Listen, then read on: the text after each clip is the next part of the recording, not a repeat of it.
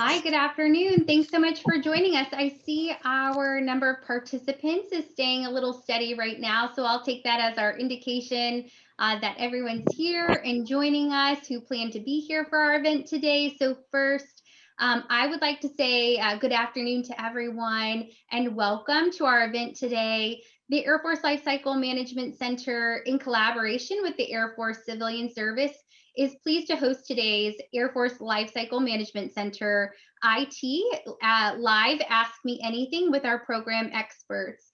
My name is Jennifer Bauer. I'm the chief of our Personnel Programs Division within the Air Force Lifecycle Management Center, and I'll serve as our facilitator for today's session. As a reminder, our engagement today, it's been scheduled for 1 hour, and during the course of the hour, ideally we aim to introduce you to numerous program experts, offer you the opportunity to learn more about the exciting work of our various organizations that comprise the Air Force Lifecycle Management Center's IT career field, and truly, most importantly, to really create an environment today where you have the opportunity to ask questions and also to engage with all of our Air Force Lifecycle Management Center team experts that are joining us today. So before we get our session underway, I'll quickly review just a few quick housekeeping items. First, the Air Force Lifecycle Management Center's IT hiring event. It is actively taking place right now, and we're seeking candidates to fill positions across all of our IT organizations, to include those, some of which you're going to hear about today. We have opportunities available in different IT roles, such as cybersecurity, systems administration, information technology specialists, enterprise architect, software analyst, network administrator, and more. So if you've not yet had a chance to consider submitting an application for this great event, we really encourage you to visit our registration website by no later than the 20th of February, when our registration will officially close for that hiring event. If you keep your eye on the chat, within the next few moments, we'll work to post that registration link here so that you can click on it and submit your application. Second, during today's session, you're welcome to raise your hand and ask your questions. You can also post your questions in the chat, and we'll work to actively monitor that so that we can bring those forward to our panel members today. Additionally, when you are asking questions today, if you have a specific question for any one member of the team, you are also more than welcome to direct that question to any of our panel members today, based upon what you'll hear in a few short moments about what each of these individuals do here within the Air Force Lifecycle Management Center. So joining me today from the Air Force Lifecycle Management Center, I'm pleased to introduce a series of panel members that will be joining us today. I'll first introduce them by name, and then I'll turn it over to each of them to share with you a little bit more background about what they do for the Air Force Lifecycle Management Center. So joining us today, we have Miss Susan Emerson from the Cyberspace Operations Support Functional Home Office. We have Miss Eleanor Blystone from the Cyber Resiliency Office for Weapon Systems. We have Mr. Michael Schneider from the Rapid Sustainment Office. We have Mr. Jared Fry from the F-35 Lightning II Program Office. Mr. Benjamin Lammers from the Architecture and Integration Directorate. And also Mr. Scott Brockway from the Air Force Metrology and Calibration Division. All right, so to kick our session off today, I'll turn to each of our program experts and ask that they introduce themselves and also share a little bit more about the IT organizations that they're representing today. So with that, I'll turn it first to Ms. Emerson. The floor is yours. Thanks, Jennifer. My name is Susan Emerson, and I work within the Air Force LCMC CITO office, and I'm the chief of the Cyber Operations Support Functional. Our job is to organize, train, and equip the IT workforce within Air Force LCMC. Great, thank you so much, ma'am. Next, I'll turn it to Ms. Blystone. Ma'am, over to you. Good afternoon. My name is Eleanor Blystone. I am currently the Cyber Operations Lead for Fighters and Advanced Aircraft at the Cyber Resiliency Office for Weapon Systems, or CROWS, and our job is to bake in the cyber resiliency as early on in the life cycle of a weapon system, and various people to do that. So thank you for having me. Great, thank you. Mr. Schneider, over to you. Hi, everybody. I'm the Chief of Cybersecurity and IT Operations for the Air Force Rapid Sustainment Office. What we do there is we look for innovative ways to save sustainment dollars for our aging aircraft on the distant end, and we do that through a whole lot of IT. So happy to talk to you guys today. Great, thank you so much. Next, over to Mr. Fry. Good afternoon. My name is Jared Fry. I'm the Deputy for Cyber and Chief Information Security Officer for the F-35 Program Office. The program office is specifically charged with not only overseeing the cybersecurity for our traditional business systems and IT systems, but also the cybersecurity of the aircraft itself, as well as working through developing cyber capabilities for the aircraft to meet our key performance parameters that is spelled out within the program. Great, thank you so much. Okay, over to Mr. Lammers. Hi, good afternoon. Ben Lammers. I'm the Chief of IT and Facilities for the Architecture and Integration Directorate at Air Force Lifecycle Management Center, where our main focus is making sure the transition between the research labs and to the program offices. So we're looking at technologies from that aspect, making sure that the technologies meet a certain readiness criteria, looking specifically from a hiring event perspective, looking for system administrators and for cybersecurity professionals. Over. Great, thank you so much. Next, over to Mr. Brockway. Hello, I'm Scott Brockway. I'm the branch chief of our computer engineering branch at Heath, Ohio, the Air Force Metrology and Calibration Program. I want to make sure everyone knows this job is in Heath, Ohio. We have a small group of IT professionals. We have some that do automated calibrations of test equipment. We have a small data center where we have some sysadmins, and the position I'm really looking for today would be a software programmer, Oracle DBA type. Thanks. Great, I appreciate that. Thank you so much. I'll now turn it over to Mr. Christopher Eccles. He is our Chief Information Technology Officer here within the Air Force Lifecycle Management Center to provide a few opening comments. So, sir, over to you. Thank you, Jennifer, and thank you to everyone that has joined us today, especially to all of our subject matter experts on the particular disciplines across LCMC. Really appreciate the fact that you're taking the time to ask your types of questions about not only the Air Force becoming a Air Force civilian, if you're not familiar with that process, but within the acquisition community within the Air Force Lifecycle Management Center. You're going to learn a lot of things about the jobs that we have to offer and the many disciplines that we have here today. So please do take advantage of that. And no question is a question that you shouldn't ask. Every question is welcome. So appreciate your time and thank you.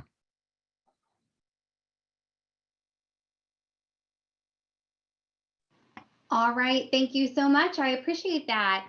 Okay, so now thank you everyone for all of the great introductions. I really appreciate hearing more about the panel members that we have joining us today, a little bit about what you do for the Air Force Lifecycle Management Center. And so now really comes the fun part of our session today. This is where we will open it up to the floor and ask for anyone joining us today. You're welcome to post a question in the chat and we'll read it aloud, or you're welcome to raise your hand. We'll call on you, and at that point, you can ask your question in general to the team or direct it to one of our panel members today. All right, so with that, I will go ahead and take a look at our chat because I do see that we've got a few questions coming in at this time. And I see a question that says, let me find the first one. So the first question, and Ms. Emerson, this may be a question for you, but certainly will yield to any of our other panel members who may also wish to add on to this answer today. But the question asks, do all positions require a DoD 8570 certification? So that is a good question. No, actually not all the positions require that. I would say a lot of them do, the ones focused on InfoSec, anything that would require access to the network with administrator rights would need an 8570 cert. And that would encompass quite a few of our positions. And then there's other requirements for that as well, but not all of them. I don't know if others on the panel want to speak up on the types of positions that wouldn't necessarily require it, but I would say overall, it is mostly required, especially for InfoSec. Over.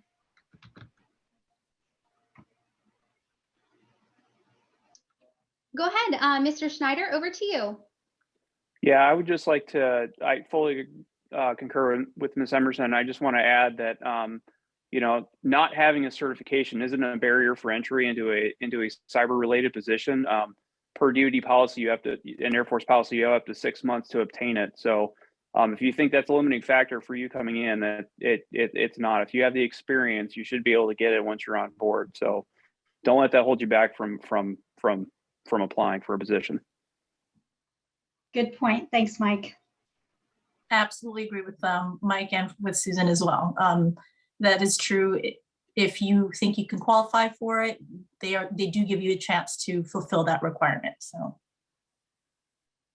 Great. Thank you so much to all of our panel members who joined us in that answer today. So the next question that I see within the chat, and as a reminder, you're more than welcome to also raise your hand for those joining us today over Zoom, but I'll continue to read the ones aloud that we're seeing posted here. So the next question is, do I need to have an SF50 and a DD214 to be eligible to apply for these positions? So I can help with that answer first. So the answer is no. Really, all that we're seeking are items such as your resume and or other supporting documents that provide information about your qualifications. If you do have something such as a DD214 or other documentation, you're welcome to upload that. But a minimum requirement for us at this time is when you do visit our application site to upload your resume, perhaps unofficial transcripts if it's something that you're applying to that your education will play a factor in. And that is all that's needed for our team to begin the review process and look at your qualifications. For any of our panel members, anyone have anything else they'd like to add before we move to the next question? Okay, I'll go to the next question here. So the next one comes to us and it says, I'm currently a software developer supporting the IRS with over 4 years of experience for the role as a software developer. What language are you currently looking for?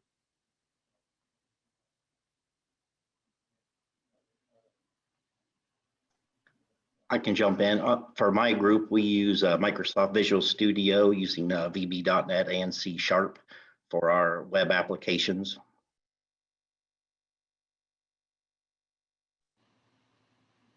Great, thank you so much. Yeah, also, Jennifer, depending on the location too, it could also be Python, it could be Kubernetes, certainly in our, and anyone who's working in our DevSecOps, but I don't believe, Susan, we have any of those positions being advertised at this time, correct? Correct. We don't, no. Okay, so those would not be applicable. Okay, great. I'll pause here just to make sure if any of our other panel members have anything further to add before we move to the next question. Okay, seeing none. So the next question is, and this could maybe be a question we answer a little more broadly as well. The individual indicates that they're a recent graduate looking for an IT specialist position or any position that would begin at that developmental GS7 type range. They would prefer to be within the DMV, but seeking to know more information about what kinds of developmental positions you have available.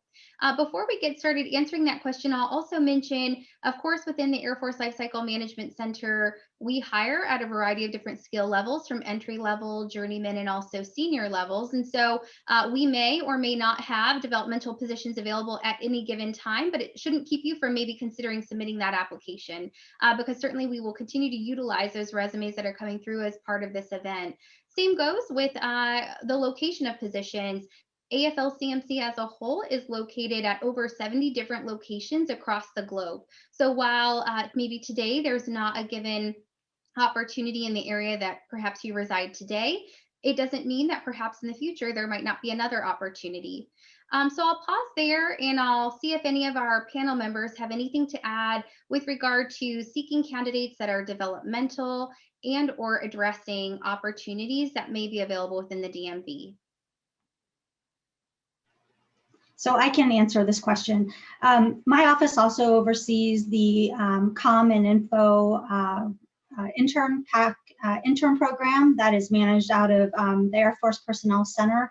And that is usually how we bring in new graduates. They come in through that program through AFPC, and then they're assigned to LCMC organizations, and then they go through a rotation, whether it be 2 years or 3 years. 2 years if they're coming in with a master's degree, it's 3 with the bachelor's. But that's how the cyber operations support functional or the IT positions come in through that particular developmental program. Great. Thank you so much, Susan, for that. I'll pause just to see if any of our other panel members have any additional insight to add there. Okay, seeing none, we'll move on to the next question. I think this is more of a technical question about our resume repository, or the tool that we're using in order to identify candidates for positions. So the question or the comment is that when you go to upload your resume, it's not position specific. Are the resumes reviewed by all of the hiring programs? And so yes, the answer is that yes, that any individual who submits their resume, you'll have the opportunity to identify those different areas, locations, disciplines that you are most interested in being considered for. Your inputs as part of that process will help our team review to see where perhaps you may be the best suited or most appropriate candidate for any of the positions that we're considering, both today, those where we have a vacancy at this time, and those that we anticipate may also be on the horizon for our organization. So you're correct that as part of uploading your resume, you don't identify one singular position that you are most interested in, but you'll be considered broadly for as many as possible. All right, the next question is, are there any openings for individuals with an ERP with a business intelligence background, such as IT program management? I'll pause there for any of our panel members who may wish to help address the types of candidates and background that they're seeking.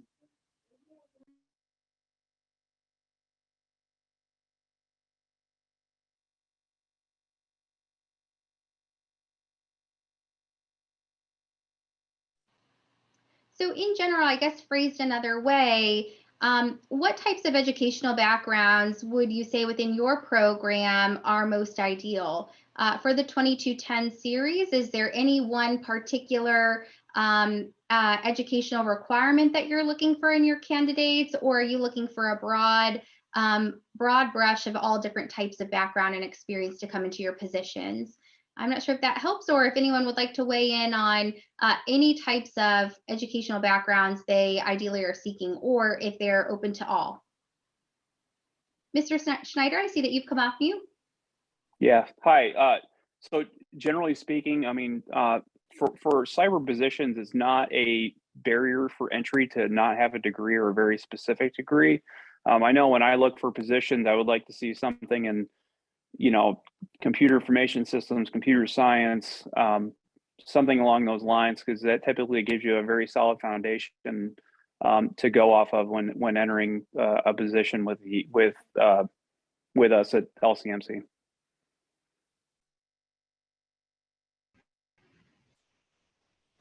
So Jennifer, Ben Lammers here. Just to echo Michael Schneider's comments there, when I'm looking to hire positions, a mix of, depending on the position specifically, computer science background, management information systems, that bridge between, sometimes I'm looking for somebody who can be that interpreter between the business side and the computer side. So, I think that's a special skill, takes a special type of person to be able to do that.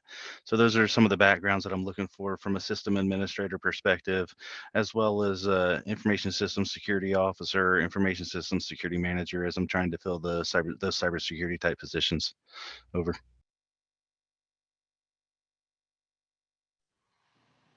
Great, thank you so much for those inputs. So the next question goes on to say, what types of IT certifications are considered qualifying for your positions? I believe in part we started to address, qualifications or certifications are not necessarily limiting factors for you to be considered for positions. Certainly if there are required certifications as part of a position you're selected for, opportunity would be provided to allow you to become certified in those areas. But are there any other certifications that you look for generally that maybe they're not qualifying, but maybe they're really great to have in terms of how well they translate in positions that we have within Air Force Lifecycle Management Center. Mr. Schneider, I see you're off mute. Over to you. Yeah, there definitely appears to be some certifications that are kind of, I'm throwing up air quotes here, de facto standards that a lot of us have. Security Plus for, say, an ISSO, Information System Security Officer type position.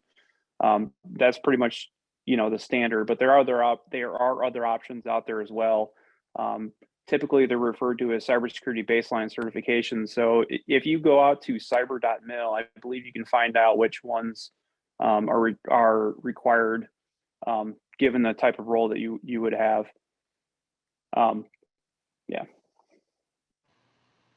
Great, thank you. Mr. Fry, did I see you maybe start to come off mute, or do you have anything to add to that question or to others that we've been talking through so far? Jennifer, it was more to the last question. I think for specifically for the program, it gets a little unique for us and what we're looking for. Part of it depends on the position, but because we dabble in, RMF, JSIG, the author RMF A&A activities for not only traditional IT, business IT, but also we're doing the same thing from an air system security kind of standpoint. We do have kind of that look for the traditional, I'll say, experience, but there's also, we do a lot of programmatics, program management, just different cyber efforts that have come up. Part of it is as we've stood up, we're trying to stand up this organization inside the program. Have been new things that we're experiencing that we realize we don't have the skill set for. So I think for the program as a whole, it's really for us, it's looking at, the experience, but it's also looking at what other skill sets they might have, and then us trying to figure out how we best align the resources that we have on the program, because we are a mix of civilian and contractor positions. So we really take a holistic look at it anytime we're looking to fill a position. So just to that the previous question. Great, thank you so much for that input. And I think maybe that's a great segue just for a question, really. Perhaps I'll say, oh, Mr. Brockway, I saw you come off mute. Would you like to go ahead before I ask another question? Yeah, I would just like to say for us, formal education with training and programming or certification-wise, anything in Oracle, an Oracle DBA, something like that would be preferred but not required. Great, thank you so much. So in terms of what we're talking through today, I'm hearing a lot, of course, we're talking and focusing a lot on our 2210 series, but there are probably also some related career fields, et cetera, that people joining us today may or may not already be familiar with. So our focus certainly today is on 2210s, but can anyone kind of speak to what other related fields are that really run somewhat in parallel with some of the things that we're talking here today? Mr. Schneider, over to you. Yeah, so so I mentioned earlier, 2210s were not a degree positive career field that absolutely set you apart. But there are other IT related career fields out there as well, available within the center and elsewhere within the Air Force, such as computer scientists. They do a lot of, they can known as 1550. They are degree positive. So if you have a computer science degree or you meet their mathematics requirements, you could potentially apply for those. Same thing with computer engineer, which is a 0854. The thing with engineering, though, is that you have to have an ABET accredited engineering degree to qualify for those positions. But in areas they are involved with cyber work, particularly with cybersecurity. So that is another option. Over. And Jennifer, if I may, to Mike's point, I think one of the things we've noticed within the program office is that, if I had somebody that was a 2210 and from a series perspective, but had maybe less, InfoSec and more policy plan or more programmatic experience being a PM, to me and to us, there's just as much value in that, because it does give us options.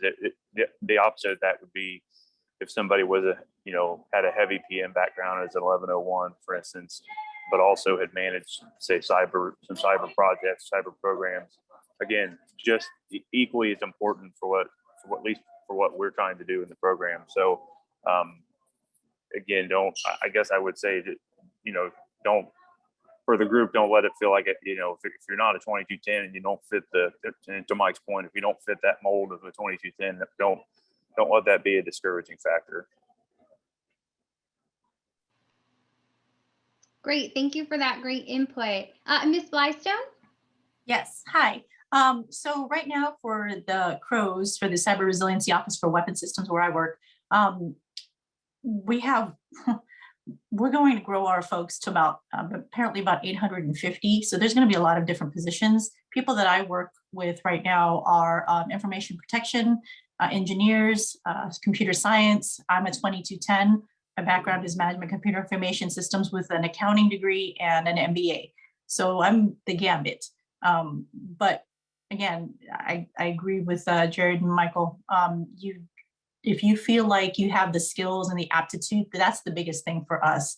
If someone is brought on a position, especially if they're new and they have the aptitude to learn, that's what we're looking for, because a lot of the problems are difficult problems. They're not easy, they're out of the box problems. And so we need a lot of different brains to help develop those problems and help find solutions to them.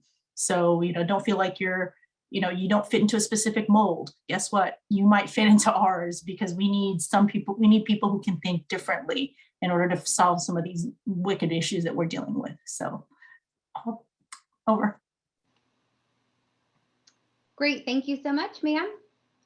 All right, I am seeing a few questions come in with regard to where do we have current vacancies, where are they located at, what types of positions are they? A quick thank you. I think I saw a note where Amber posted that within our chat. So as a reminder too, you're more than welcome to visit the registration website where you'll find the types of positions, the locations initially that we are ideally looking to fill immediately, while keeping in mind that we will utilize these resumes to fill additional vacancies as they arise. Okay, the next question. All right, so this question I believe is for Miss Emerson. There is just a clarifying question for you, ma'am, with regard to what are the different ways, entry ways, and I'll assume that's entry level positions and ways to come into the cause functional into a 2210 position. It looks like maybe the transmission broke up a little bit during that point. So I'll just let you expand on that and then we'll move to the next question. So ma'am, over to you. Okay, sure. Actually, I wanted to back up a little bit and explain 2210s, what they are. If anyone is unfamiliar with our job series and how we categorize ourselves, if you're not a current Air Force civilian, 2210s are all of the IT specialists. And I apologize, I have dogs in the background. If you can see them, hopefully they'll stay quiet. It's a 2210 is what the job series is for all IT specialists, and that has to do with InfoSec, whether it be someone doing RMF or cybersecurity or sys admin or policy planning. So it covers a wide range of IT functions. And so I just wanted to kind of explain that a little bit, because a 2210 wouldn't mean much to anyone who wasn't familiar with that. So, okay, wanted to explain that a little bit. But the entry into the Air Force, like I mentioned before, we use a program. It's called the Palace Acquire program for all of those entry level common info, which is also IT 2210s, and we utilize that program out of AFPC. They actually manage the program for the Air Force, and LCMC gets a certain amount of allocations every year, and my office manages those interns that we receive through rotational programs, and it is a GS7 to a 9 to an 11, and then we actually outplace into a 12. So it's not only an entry-level way to get into the Air Force, but it's also a developmental program that will give you experience and grow you throughout your internship. We call it an internship, but you come in with either a bachelor's or a master's degree. So it's called the Palace Acquire program, and if you go to the Air Force Personnel Center, I believe they more than likely have information on that, how to apply. And we always, if we see a resume that we think is of value or would be of value to LCMC, we'll also send that down for consideration. So if you would be at that entry level point, but you've submitted your resume, we'll take a look at it, and we will also provide that to AFPC. Yeah, great. Thank you so much, Susan. That's good information and probably a good item. We'll make sure within the chat within the next few moments, we'll post a link to where you can learn more about all the great programs that the Air Force has to offer, such as the Palace Acquire program, the Premier College Intern program, which you may hear us refer to as PSIT today. So we'll make sure to post a link to that when it looks like it is posted now. So a big thank you to Amber for helping us out with that. For those who are seeking more of those developmental student type opportunities, we certainly have a variety of programs to bring you into the Air Force through those means. Okay, the next question is, I haven't received an offer certainly, but how does the interview process work? Do you typically do multiple interviews, group interviews, telephone interviews, over the phone, over video, etc.? And so I see some of our panel members acknowledging how we do have a variety of different ways that we can recruit, interview, and make selection of candidates. So I'll pause here for anyone who would first like to go. Ms. Blystone, did I see you coming off mute? Yes, ma'am. All right, over to you. So obviously with COVID, the meetings in person have kind of been nixed, but when I interviewed through Zoom. If that didn't work, they gave me the option for telephone, and it is usually a panel. So there's normally a few subject matter experts who are hiring for that specific position, and they'll ask the questions that pertain to that your experience, that pertain to that specific job that you're filling in for. So, you know, the big thing is your resume got you in the door. If, you know, the questions that they ask, they're just going to verify to make sure that you can fit the bill for that position. Can they work with you? How do you answer, and how do you bring yourself in, and how do you present yourself, basically?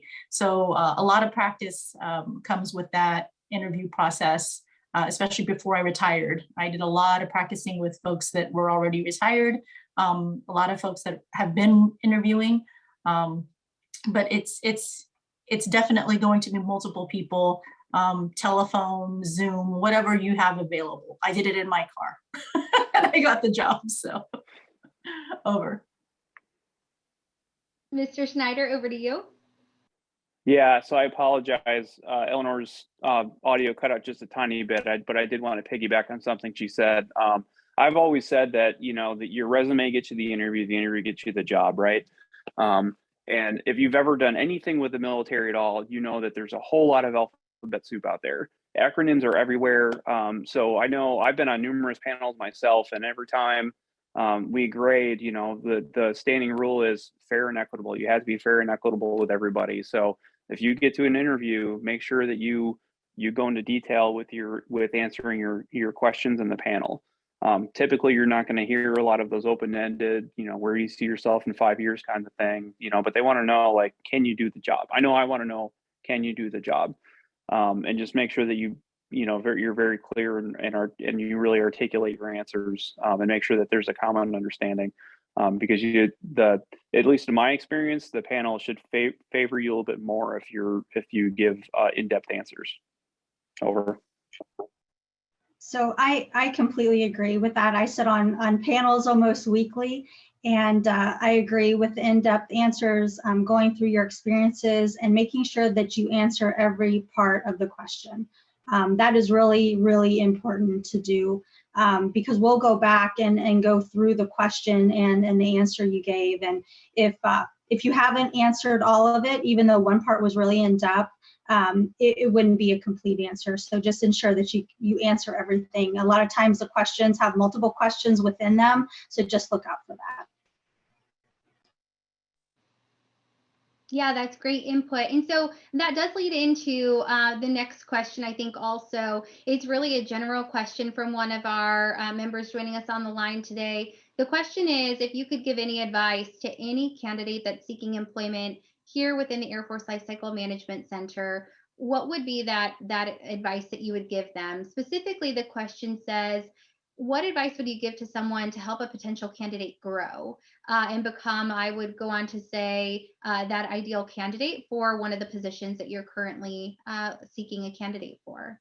Is there anyone who'd like to offer any advice from that mentoring standpoint?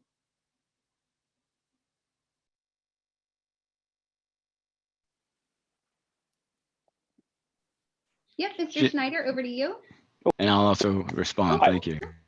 Yeah, I'll defer to Mr. Eccles on this.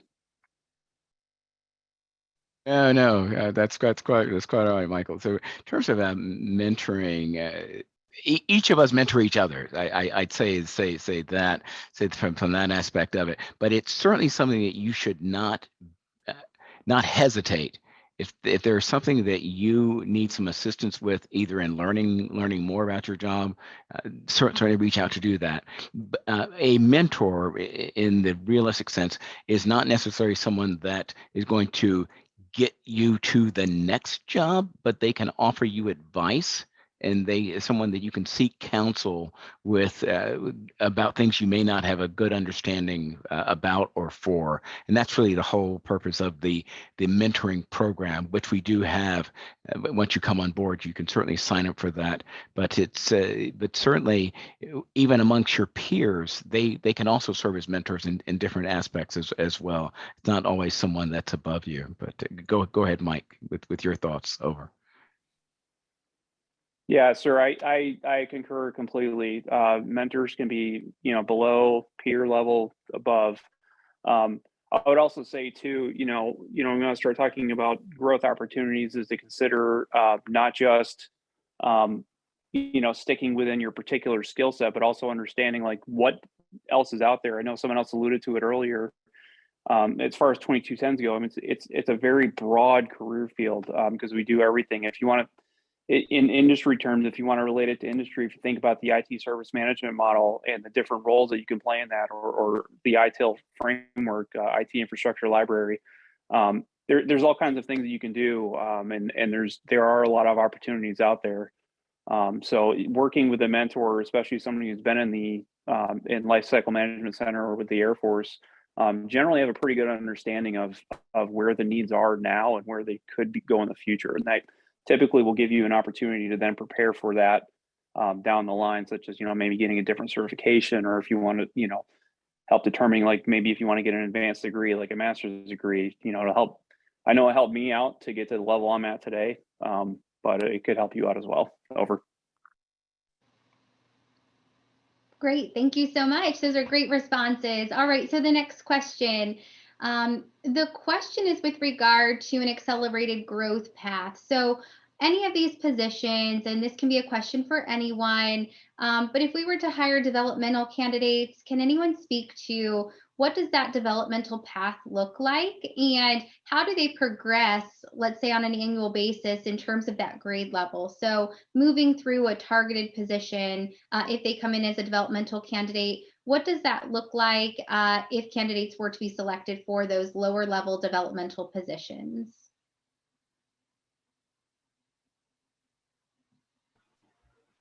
So I think this goes back to the Palace Acquire explanation before.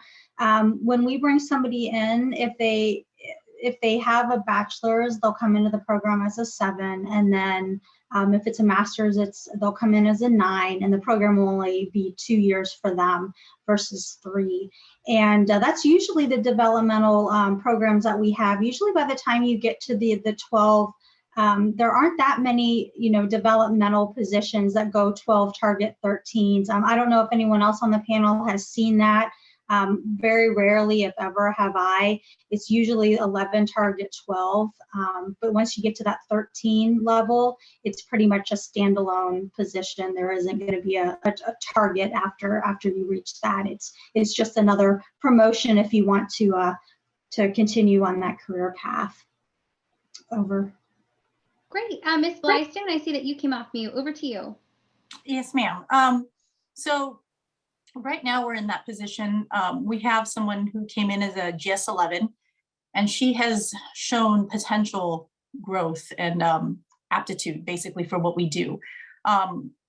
If you are hungry, basically, and you're willing to learn and jump in and not be told what to do, but hey, I want to help do this, that, and the other. That's the big thing, because there's so many different things and different projects that we're involved in. We're looking for people who are willing to learn, willing to adapt. So for her, especially because the train up process is going to take at least a year to get her to a baseline, a decent baseline where we're going to want to keep her. So as far as development goes, if you're showing the right aptitude to learn and you're a team player and you're willing to work and not be told what to do, basically, we're going to figure out a way to keep you because we're not going to spend that much time, energy, and to just let you go after a year. We're going to want to keep you happy, and we're going to want you to stay. So the development process is definitely really up to, I think, the person and their ability to show their aptitude and willingness to learn and be a part of the team and do what needs to be done. Those are the people that we're going to want to keep, and we will make it happen to make sure that we keep them so that they stay. Over. So that's a good point. I think I was thinking of it as, what positions do we have that are already determined and deemed developmental, versus what Elmo said, that it's based on you and your effort and your enthusiasm to learn and to grow. And she's right. If you're an asset to the center and to the Air Force, we'll find a way to keep you. There aren't so many just advertised developmental positions other than that Palace Acquire program per se, but there are ways to progress you in your career if you show the capability and the interest and initiative. Over. Yeah, I think all of that's really great. So thank you both for all the responses there. I'll also just add in, as one of those individuals myself several years ago when I came into the Air Force on a developmental position, I think what really stuck out to me as one of those people in that situation is that there was a training plan. There was a plan identified, and there was regular recurring engagements with my supervisor to make sure that when coming into a new career field and into a new organization, that I was set on a trajectory to be successful, through those dialogues and those recurring engagements with my leadership, to make sure that I was meeting all of my appropriate developmental milestones. And in turn, I had mentors assigned to help me navigate some of those questions or those different experiences that you may have as a newer professional. And so that's certainly one thing in my mind that's always stuck out that I think is so different and yet so valuable here within the Air Force that we have to offer our candidates that come in those types of positions. Jared, I see you've come offline. Yep, go ahead. Yeah, Jennifer, to your and Susan and Elmo's point, I think that the other answer to the developmental question is when you get to that point where it doesn't seem like there's that formal developmental program, but you've shown that initiative and drive, and you've shown your organization that you're an asset. And to Elmo's point, the push to keep those individuals, I think that's where those opportunities present themselves for IDE and SDE and those other, the leadership courses and all those different things that we've all been exposed to over our time.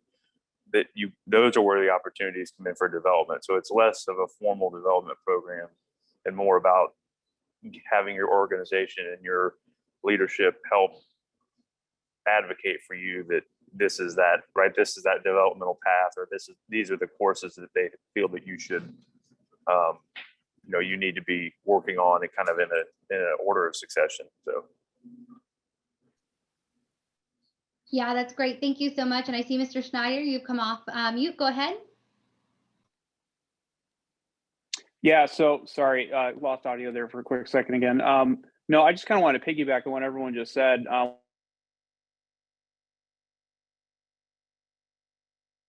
The vast majority of us are veterans of the military, and being veterans, a lot of us have gone through different kinds of leadership and management training that to me is one of the great strengths of being a civilian, because they, a lot of the senior leaders recognize those needs and know how to mentorship at the right pace for the right person, like being a civilian. Yeah, that's great. And also just to quickly note, because you bring up the part about many veterans being on the line, et cetera, just a reminder too, the Air Force is of course an equal opportunity employer. We are seeking candidates no matter how they come or what eligibilities they offer, et cetera. So whether you're a Schedule A candidate, a veteran, someone who's never been affiliated with the military, we are an equal opportunity employer in seeking all candidates to bring their specialized skill sets to us and to our different mission sets. Our next question is a question about during the application process. It looks like really the question has to do with uploading a transcript. So the question states that I have just a paper that says I have a degree. Do you need that to be certified, etc.? I would say my initial recommendation right now would be to upload all of the documentation that you have at this time, such as your resume and or this note of what your degree is in. And then of course the hiring panel, as they go through that review and qualifications review process, they can certainly reach out to you if there's additional information needed at that time. The next question is also with regard to USA Jobs. It says, are we still applying via USA Jobs for positions? So as part of the hiring event that we are currently holding that closes on the 20th of February, it is not on USA Jobs. You will actually go out to a landing page or a website that's been developed to receive your application. So those are some of the great flexibilities that are afforded to us under a variety of different hiring authorities. And so you will actually submit your resume to us outside of the USA Jobs tool. The next question is with regard to interviews again. So the question is, when do you start interviewing and start hiring people? I'll quickly give a quick top level overview, but anyone please also feel free to jump in. So really this event will close down initially on the 20th of February. At that point, all of the resumes will become available to those on the line today, as well as others who are joining us as part of this particular effort. And at that point, we'll begin that review process to see where our qualified applicants are and begin reaching out thereafter. Our goal is to make sure that we're quick and timely and as responsive as possible. So we'll be getting through and combing through all of the resumes coming to us and then reaching out at that point in order to schedule candidates that are highly qualified, highly skilled, experienced, et cetera, in order to begin those interviews. Does anyone have anything else though they'd like to add before we move past, that application process, what to expect from an interview or an engagement standpoint after this event closes? Jennifer, if I may, to the previous question, I guess what I would say to those considering applying, I guess one question I have gotten in the past is don't feel like that if you're applying through this route, be it for this event or in general, that you necessarily should forego USA Jobs, because there are organizations, some of which are LCMC, I think, from what I've seen, but there are other organizations that don't leverage the same hiring events like LCMC does. So if you're truly interested in, seeking, I'll say, Air Force or government employment, consider all those options as you're putting your applications in. Don't limit yourself to one or the other, even though we could go into the trials and tribulations all day long about USA Jobs, but I wouldn't, don't limit yourself on where you apply if you're truly interested. Yeah, thank you so much. That's a great point. Really, you can also, we may have already posted it here, but certainly on our landing page, you can really follow and find more information about the Air Force Civilian Service, about the Air Force Lifecycle Management Center. Like Jared said, on USA Jobs, you can also find us on LinkedIn, on Facebook, etc. So certainly take advantage of all of those different outlets that are available. That's where you'll see a presence from us in terms of the positions that we're trying to fill. So great points there. Thank you so much. Okay, the next question. So I believe we've somewhat covered already some of the different authorities that we leverage to bring candidates on board, such as Schedule A, the VOW Act, et cetera. Now, one item I do see listed here about the 180-day cool-off period. So just a little bit of background there. Within federal service, when we have individuals that have retired from active duty, as one example, there is a 180-day waiting period before they can be hired back into a federal civilian position. So that is, we did have a temporary waiver of that cool-off period. Presently, it expires on the 1st of March of this year, and it was only able to be waived in very, very limited cases. So at this point, what typically happens is that individuals who have retired from active duty, just as an example, there would be a 180-day period before they can receive a tentative job offer for a federal civilian position. There are additional avenues, though. I mentioned before a waiver that was in place as a result of various things due to COVID, and there continues to be a waiver process. The cooling off period, though, really begins from when your separation date was until the tentative job offer is provided to you from the Air Force. There's also a question, so we've talked quite a bit about entry-level candidates, but can anyone also speak to those who are maybe mid-career or more at that journeyman level and or senior level? Are you currently seeking candidates to fill those types of positions as well? Yep, I'm seeing some head nods. Yep, go ahead. So Jennifer, for the position that we have, the program office has, that is, we are seeking more of a senior level individual with that, that experience, that 6 to 10 year experience, or maybe even more. But yeah, for the position that we have, most of our civilian positions are at the NH3 12 to 13 level, but we do have a couple positions that are at that 14, 15 level. But one of those that we have right now is at that 14, 15 level.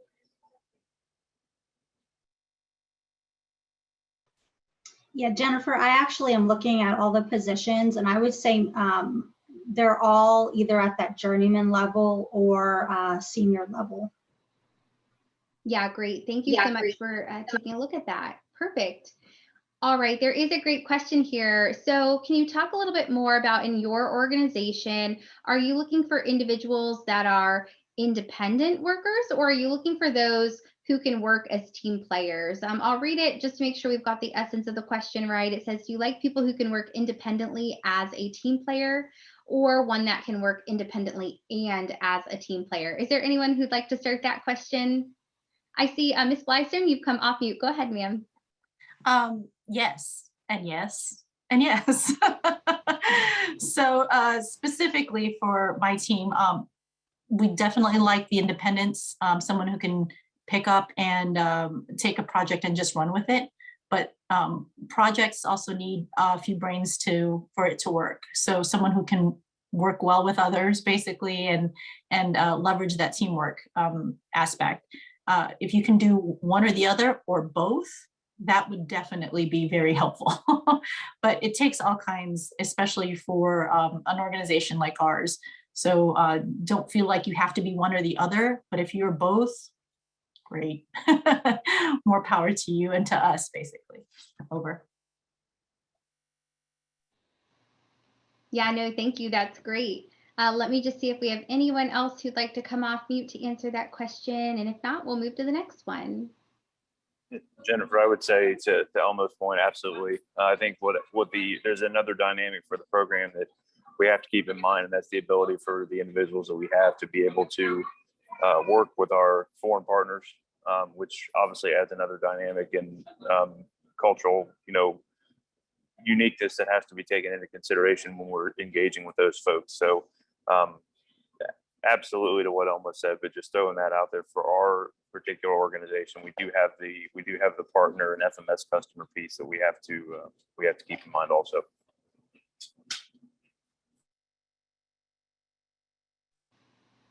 Great, thank you so much for all those inputs. All right, so we are now getting down to the final minutes of our event today. I see we have a lot of other questions that are still in the chat, so our team will continue to try to answer those via the chat feature so that we can try to answer as many as possible. But I want to take a few moments just to thank our panel members for joining us today. To also really thank everyone who's joined us via the chat. I see our participant level. We're up to about 42 participants right now, and so that's great. We so appreciate your interest to join us this evening and to ask us your questions and learn more about the Air Force Lifecycle Management Center. So what I would like to do though is just quickly go around our panel members, ask if you have any final closing comments or remarks or any comments or words of wisdom or nuggets that you'd like to leave our candidates and our interested job applicants with before we close up our session today. So with that, I'll first start with Ms. Emerson. Over to you if there's anything else you'd like to leave our candidates with today. I'd just like to thank everybody for not only registering for the event, but also joining us on Zoom today. It's always good to hear from you and to listen to what your questions are. And actually, it's good for us as panel members to get insight from our peers when we hear the answers to the questions. So I appreciate your attendance and look forward to potentially seeing you on an interview. Thanks. Great, thank you so much. Okay, Ms. Blystone, over to you. Thank you very much for having me, and it was great to have other panel members, to be able to bounce ideas off and make sure I'm thinking the right way. Don't be afraid to put yourself out there, interview, and if you think a job may fit you, you'd be surprised in what you can do on an interview to get that job. So don't go for it. Good luck, but put your best foot forward. There's nothing wrong with trying. Over. Great, thank you so much, ma'am. Okay, Mr. Schneider, over to you. Yes, so thank you for having me here today. Happy to talk to folks and answer some questions, and completely agree with Susan and Eleanor. I also want to add, one of the things, for one, especially what she just said, if you think you're remotely qualified, just get your application in. The one thing that could be a little frustrating is how long it takes to run through the process. But just be patient, and just know that we are properly evaluating your qualifications, and and we're looking for the right individuals. And if you think you're the right one, just go for it. So thank you. Great, thank you so much. Okay, now over to Mr. Fry. I appreciate everybody's time. I guess the only thing I would say, kind of the theme of the comments that have been made, is just be open and receptive to the feedback, whether it's feedback from an interview, it's feedback in a position. You'd be surprised how that feedback can help you grow yourself. It doesn't have to be the most insightful word you've ever heard, but you'd be surprised at what feedback, constructive or potentially not, can do. It's all constructive, it all helps. So I would say keep that in mind. Great, thank you so much. All right, now over to Mr. Lammers.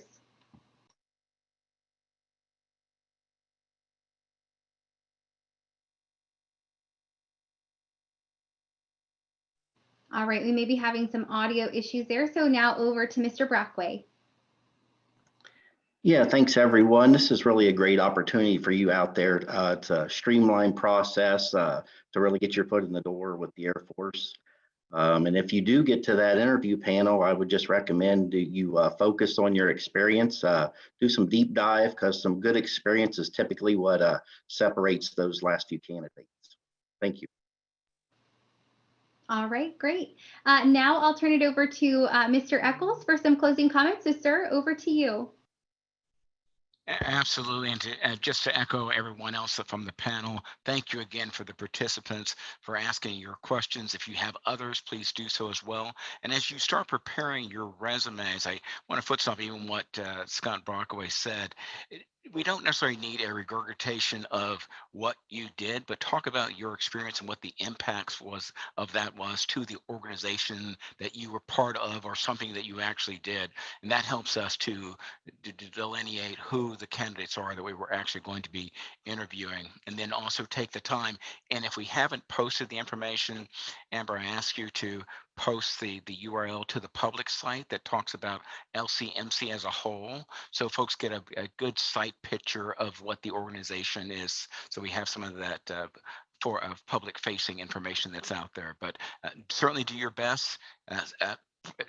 Go through your interview questions, the ones you know in your head, use that interview so that you put your best foot forward. But we look forward to seeing you at the interview and to joining the Air Force Lifecycle Management Center. Thank you.